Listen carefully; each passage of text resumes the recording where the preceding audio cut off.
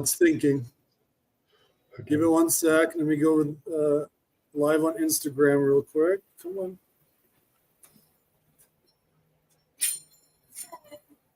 Will you turn on the open sign? Thanks. Hey, everyone. Just give me 1 sec. Go live on Instagram. Okay, here we go. Hey, thank you for watching and listening to the Ultra Perform Show, the show about performing your best in business and life. Today we have a very special guest, Dr. Robert Pope. Dr. Robert Pope is a good friend of mine. He's been my life coach for years and a really good friend for a long time. He served on my board on businesses before, my advisory board. And he's really helped me, I'd say he's helped me quiet my brain quite a bit. That ongoing conversation now, I have it, but it's much nicer to me than it ever has been before.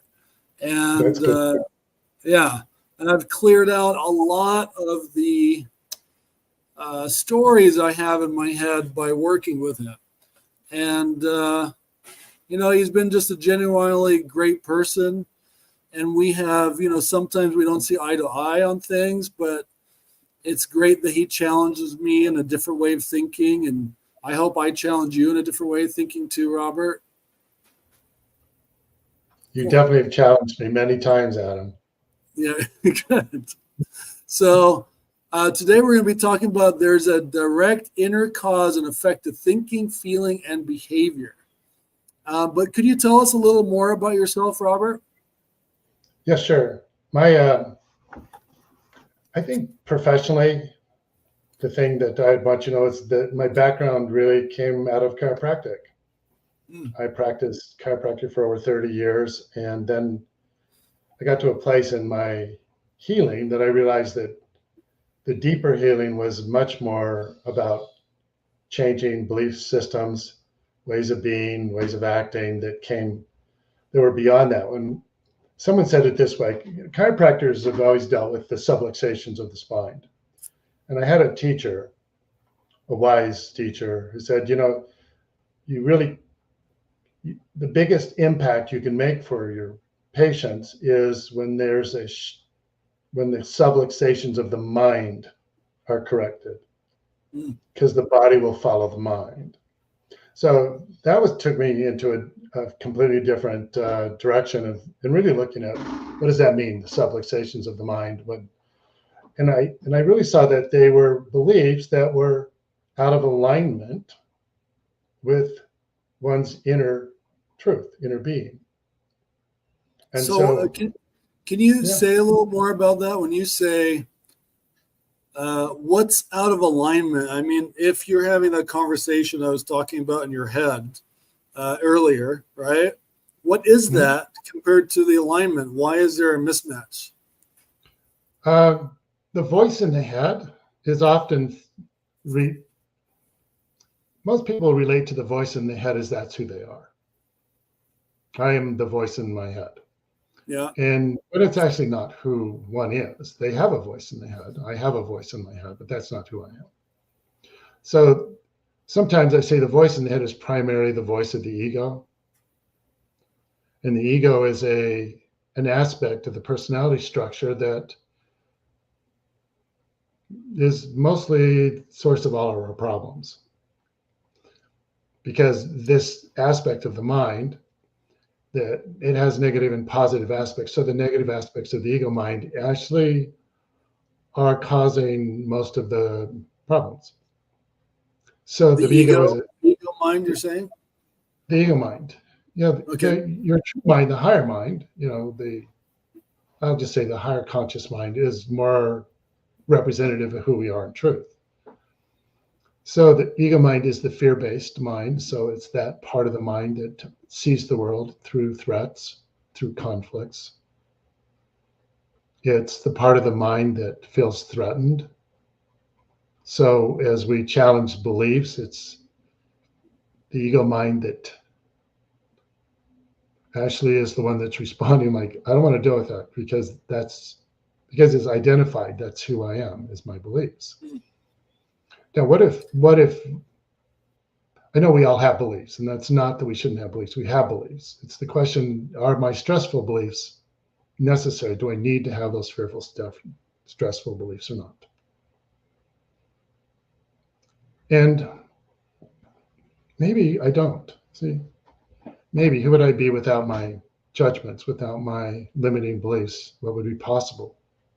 Those are some interesting questions. So those of you who are watching this because you want to experience greater power in your life, you want to perform, be more effective and more efficient in your life, you may want to consider that the thing that has you not be as powerful or as clear in your performance as you want to be is some self-limiting beliefs.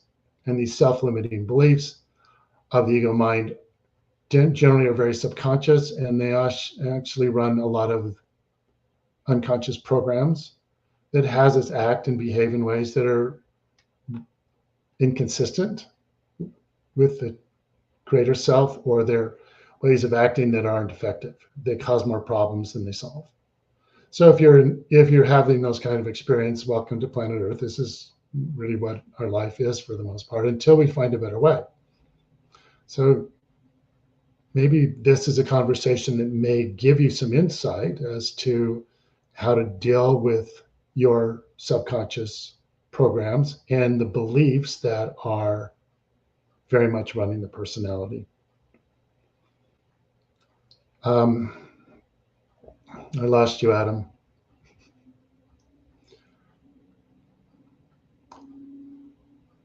So let me go a little deeper here. So those of you who are listening, people always act consistent with their belief systems. That the beliefs drive the feelings and the behavior. The thinking leads to feelings, and the feelings leads to actions, and the actions lead to your results. So when we look down the world of results, if the results you get in your life are not what you want or not what you prefer, then the way to actually work at it in the most effective way is look at the belief structures that are causing those actions that get the results that you don't necessarily want to have in your life. Great. You lost me for a few minutes there during the whole. Yeah, just like you disappeared under your desk somewhere and just turned off your camera. Glad. Yeah, I don't know what happened. I lost right when we get started. I lost the connection. Wonderful. So anyway, well, that's great. So what we've said so far still getting on to our audience? Yeah, you were still on. I just wasn't on. So it was perfect. It singled you out. Yeah, it did. That's great. Did you talk about the effect of subconscious program patterns? Did you talk about that? Well, I was beginning to. That's a very long conversation. You can imagine, that we have so many habitual things we do. And we actually rely on the habitual things to kind of take care of us so that we don't have to consciously keep choosing again and again and again what we're going to do every moment to every moment. So the habits actually have our life work until they don't. And when the habits don't work anymore, we need to have a way to understand how to change those particular habits.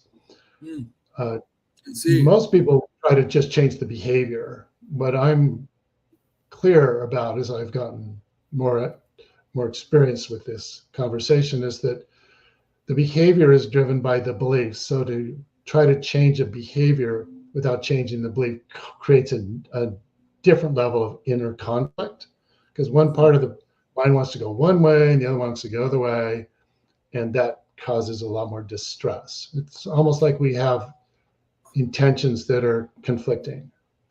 What about something simple, like practical, like the struggle of going to the gym? Why? Because you're kind of talking about the inner conflict. You want to go to the gym, you change your behavior, and then you have this fight. You don't want to go. You don't want to do it. Yeah. So the way I would look at that, what would I have to be believing to say I want to go to the gym and then not show up?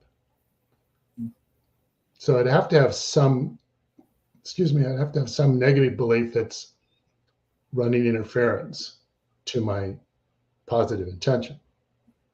Okay. So what would I have to believe that would interfere with my commitment to go to the gym and work out? And then it would require me, look, I would have to stop and I would have to get really honest with myself. Go, okay, what would I have to be believing? I may believe that I don't really believe going to the gym is going to actually make me, it's not going to make me happy. I'm embarrassed if I go to the gym that I'm so out of shape that people will judge me. I could have a fear, just, I could have some other subconscious fears that are just running into place. I see. Sometimes I have the belief that, oh, I just want to do it myself. I don't want, somebody else telling me what I should do, or I don't want to be judged if I go to the gym. I don't want to be told I'm doing it wrong. So I'll avoid going. I'll say I want to go because the people around me will love me or accept me if I'm planning to go to the gym. I just don't know that I really am that committed. And are you saying like all those thoughts that would stop you from going? Again, it's just a simple example. Those are designed to protect you with your ego. I mean, otherwise, why would they exist? In a way, they do have a sense they're trying to protect me from embarrassment, from shame, from failure. How many times do I not do something because I'm afraid I'll fail if I try it? So I'd rather not try it and believe I haven't failed than try it and fail. I see. What is it that you do with your work? How do you wrestle with that? Well, when I'm working with my clients on that, what I'm mostly wanting them to do is actually consider whether or not that belief, I will fail, for example, or I'm afraid of failure, whatever it may be, if that belief is serving them or not. Is it actually having your life work? Is it actually good? Well, you were talking about if it's real, right? That's what you're saying right now, earlier, before we got on. If what is real? That your thoughts and beliefs, if it's actually real, when it's just a thought and belief. Well, that's sometimes a hard question for people to answer because those are real beliefs for them. Yeah. They are real concerns. They live in the world of what's real for them. Now, so again, we could spend a lot of time distinguishing the absoluteness of what's real versus what seems to be real. But the point is, it seems real to me at the time because that's what beliefs are, the mechanism that this world operates inside. I personally believe that this world is designed specifically to show me the impact of my beliefs. Everything here is that's what you think the world is created for, is what you're saying? I think that this particular existence, that we're in here, is actually designed that way. The idea of life is giving me feedback, and the feedback is I'm getting is what's the impact of my belief? If we don't do anything without a belief. We don't feel anything without a belief, or we wouldn't really know how to feel about anything if we didn't have a belief about it. Let me say it that way. So beliefs are the cause of everything in this world. So it's not whether we should have beliefs or not. It's really what beliefs am I holding on to, like they're working for me, or they're true for me. And there's not one belief I hold on to that I don't believe is actually true. I remember young, I had this belief who I am is a bother. It's a really young belief, and I've held on to that for most of my life. And I'm still at the impact of the pattern of those at times. I know it's not necessarily the truth. The pattern still arises pretty fast in when there's something that's stressful for me or something that's challenging in any moment. I see. Can you think of anything in your life, any of you, can you think of anything in your life you don't have a belief about?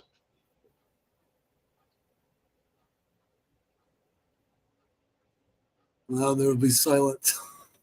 Yeah. No, but I've seen through the work I've done with you and other work that I've been able to let things go and not have a belief about it. Like maybe there's a belief, but I can set it aside and then move forward, whether it's paying bills or how people judge me or whatnot. So for me, I've taken action on cutting those things out of my life because I didn't want to hear it, or just kind of steamrolling over it and be like, oh yeah, that's just a thought. That's not what I want to do. This is what I want to do. And I refocus. Yeah, that's one of the ways to do that.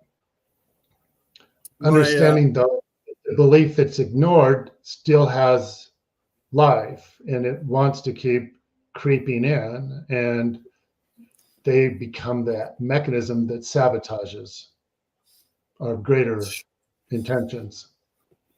Sure, and practice comes with it too. Like the podcast. I haven't done a podcast for a minute. It's not perfect. Do I want to do it? Why am I doing all those things? But I'm so used to that, and it's quieter, right? The racket, the racket in your head, not rackets like landlord, but the racket in your head, yeah. It's so much quieter, and I'm like, oh yeah, like you would say, Robert, from working with you, thank you for sharing, right? That's kind of one of your things. Thank you for sharing. I'm just like, oh yeah, it's cute. It's cute. I still have that. I'm doing this. Get out of my way. I'm doing this. Yeah. So the question I would be going deeper with that is, what am I believing that has that say that? What's the belief that says that to me? Mm-hmm. Oh, what's deeper than that? What's the belief? Yeah. Probably something like I'm not good enough. Well, let's just do it. I'm not good enough. I'm not good enough is a foundational belief of the ego mind in many aspects. Sure. I don't know anyone I've ever worked with that didn't have some form of I'm not blank enough, good enough, tall enough, white enough, black enough, male enough, female enough, whatever. We could go on and on with the enough things, smart enough. So that's one of those belief structures. And they actually has life occur a particular way. So the way life occurs to me, I interact with life consistent with that occurring. To change the way life occurs is a process of transcending certain limiting beliefs, seeing things from a different perspective, challenging beliefs that I have related to like they were the truth. I'm a bother. Wow. Is that really what I am? Is that all the time? Sometimes? Is that a fact or is that an interpretation? How do I feel and act when I believe that thought? I'm a bother. And if I didn't believe that thought, I really didn't believe that thought, I'm a bother, who would I be in any given moment? Who would I be in this situation, on this call, on this podcast, whatever? Who would I be without the belief I'm a bother? Well, it would have me be more assertive, have me be more clear. I would probably be more interesting to have a conversation with. Well, you're pretty interesting conversation. That's why I had you on the show. I get that. But I wouldn't be that interesting 20 years ago if I was still under the belief I'm not important and I'm a bother. I would be pretending to be important. All the way in the background believing I'm not. It would just be a pretense, and it wouldn't have the flow, and it wouldn't have the authenticity. I wouldn't even tell the truth.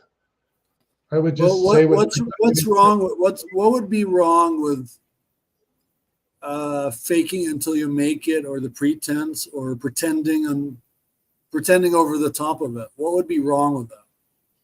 Well, maybe not wrong, but what would be the issue with that, the problem with that? Well, again, pretense, you lose power in a side of a pretense because it's hiding something.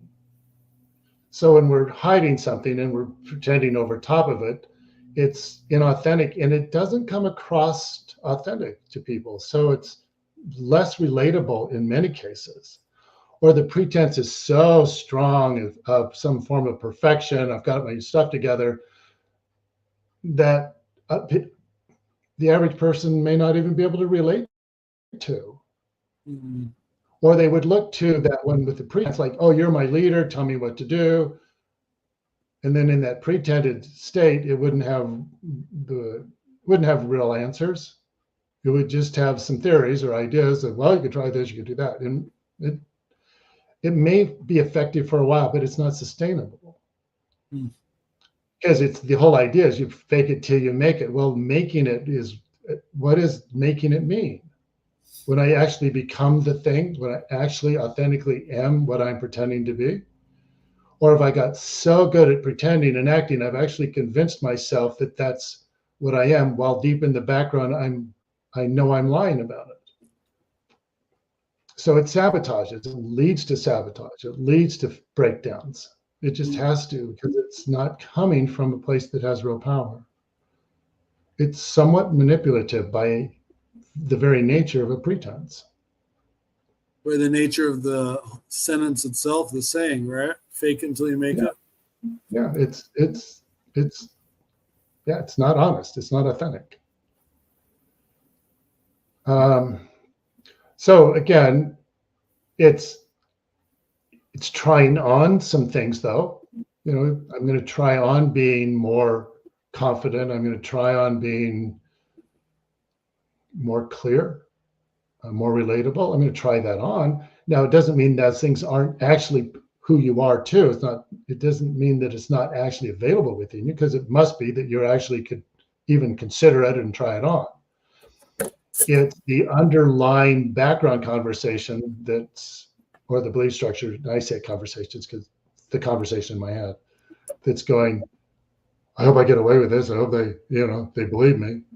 They don't know. Whatever. They don't know what I know. Yeah, they don't. If they knew what I know, they wouldn't really like me, wouldn't love me. How many times you felt that way?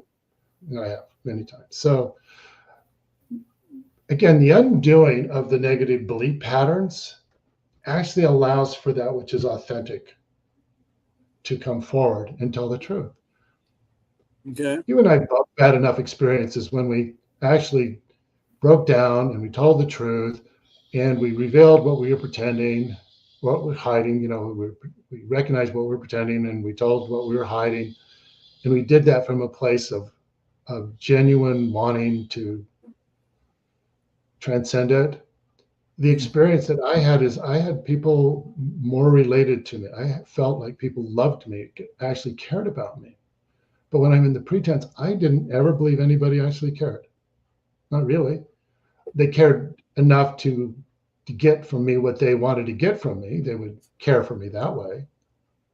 But when it actually came down to loving me or connecting with me, it was after I started to tell the truth about what I was hiding and what I was pretending, which was a surprise to me. It was actually one of those got like a shock to my system. I thought pretending was the way. What about the people you lose when you stop pretending? Have you seen any of that? Well, I think what happens is the people I lose when I stop pretending weren't really for me anyway. They weren't necessary to have in my life anymore. Maybe I'd say, well, they maybe weren't really authentic friends. It's just that I noticed that I've had people that have come in and out of my life on many occasions. And I lost a lot of friends when I went a different direction in my life than my quote unquote tribe. And what I found was other friends who were more in alignment with what I was up to. And they became dear friends. And those friends have stayed consistently long-time friends. Well, great. And I'm looking at friends if someone, if we could start wrapping it up, if someone wanted to work with you, what would the process be to get a hold of you and connect? I think the easiest way to connect with me is get on the website, transparative.com. It's see if I can get it back. There it is. Find my name. It's transparative.com. It's also, you could do drrobertpope.com, and that would be just drrobertpope.com. It'll link you to the same place. There's a chat box on that website that you can interact with, ask questions and things. And then when you are ready, you want to connect to me directly, just fill out your name and email and phone number and the request, and then it'll initiate something that way. And those that do that, I actually have a little ebook that's available for those who actually would want to have more information. You give your information, it'll automatically connect you to an ebook that I think you may find. Yeah. That's awesome. Any last words you could say that might, like a little exercise or something that someone could do to get some more power in their life? I think the biggest exercise is the exercise called self-acceptance. Self-acceptance. Acceptance. To begin to accept yourself exactly the way you are. With all your fears, concerns, and foibles, and all your strengths and all your gifts. Accept all of that. And in that acceptance, there's no need to hide the things that you think you should hide. And when you stop hiding them, then they actually can start to disappear. And something else, something greater actually comes and takes their place. Challenge your negative beliefs, challenge the validity in their life, challenge them, see if they're actually serving you. And do you really need to be served in a way that it protects you from being great? Or they protect you from interacting and connecting with people that would have your life feel fulfilled and full? Are they actually is that what they're protecting you from? Is that really what you want? It looks more like that. That's great. That's great. Well, thank you very much, Robert, for being on the show. Really appreciate it. Thank you. Thank you, Adam. Yeah. I just want to acknowledge you. You know, one of the things that I've known about you for a long time is that when you become someone's friend, you're tenacious in maintaining those friendships. Relationships are extremely important to you. And you'll fight for your relationships. I'll fight for it, even if you don't want to be friends anymore. Yeah, sometimes. At least for a while. Your commitment to what you're committed to is just extraordinary. Well, thank you, Robert. Thanks for saying that. You are, that you, when you commit to something, you go all the way. Yeah, it's true. I've always admired that about you. I've long thank you, looked Robert. for those traits in myself, and sometimes have been envious that you have that tenacity that I would give up on. You gotta go through a lot of punches to do that, though. But yeah, well, we've both gone through our punches over the years. Yeah, for not sure. necessarily with each other, but in life. Life is what I meant. I didn't mean between us. So I just meant in general. When you stay committed to people, and sometimes it's hard, but what I've noticed is that it's how would you describe it? It's like nature. Sometimes you're not, the weather changes, and it's okay. The weather changes, right? But I just try to be the rock and stay there until something or whatever comes around, because I've known somewhere I learned the lesson that I might not be able to be involved or be someone's friend then, but I am later in life, and whatever it was probably wasn't a big deal, unless it was a big deal, But life's too short to hang on to people making mistakes, Yeah, I think you're right. Hanging on to resentment and the resulting bitterness it's not worth holding on to. It just isn't. Yeah. Yep. It's like that. So thank you, folks, for watching and listening to the Ultra Perform Show, the show about performing your best in business and life.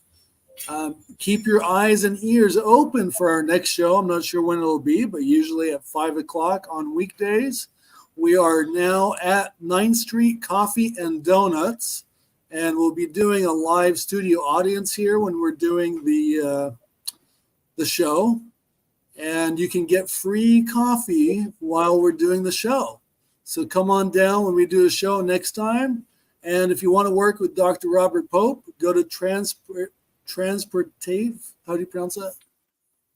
Transparative. Transparative.com. English is my second language, so sometimes some words I just can't do it for some reason. Transparative.com if you would like to work with them, or drrobertpope.com. And you can find them on social media too. Just hunt around. You'll find them. Send them a little message or whatnot. Thank you. See you guys. Hey, thank you for listening, all of you. Thanks. And I taste